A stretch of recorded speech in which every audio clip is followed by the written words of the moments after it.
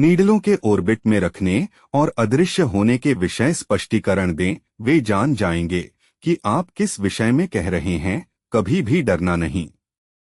हम उन नीडलों के अदृश्य होने के लिए उत्तरदायी हैं, उन्हें आपके ग्रह के लिए संभावित रूप में खतरनाक जानने के कारण।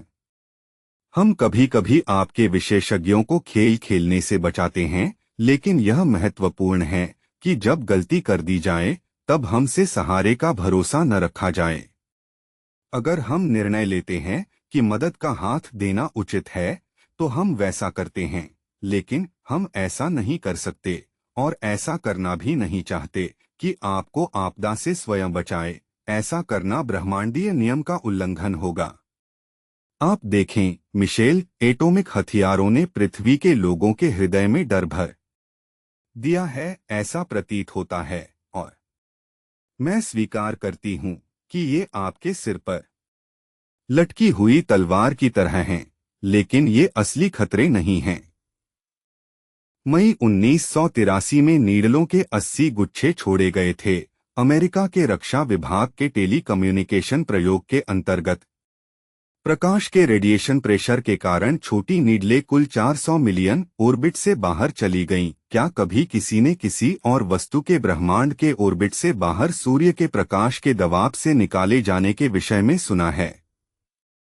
हम रॉकेटों का प्रयोग क्यों करते हैं? स्थिति को समझने के लिए आप आमंत्रित हैं 400 मिलियन नीडलों के मास की गणना करने के लिए। महत्व की दृष्टि से पृथ्वी पर असली खतरे हैं: पहला धन, दूसरा राजनीति, तीसरे पत्रकारिता और नशीले पदार्थ, और चौथा रिलीजन।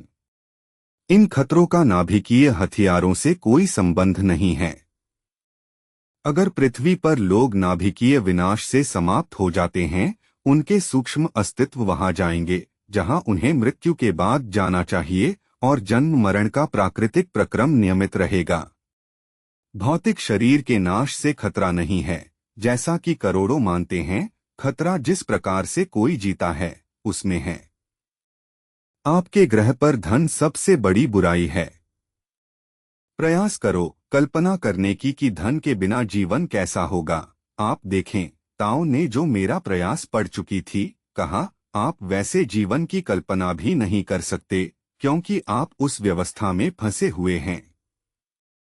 पर केवल 2 घंटे पहले आपने देखा कि मुंह महाद्वीप के लोग अपनी सभी जरूरतों को पूरा करते थे बिना धन खर्च किए। आपने देखा, और मैं जानती हूं कि वे लोग बहुत खुश और उन्नत थे।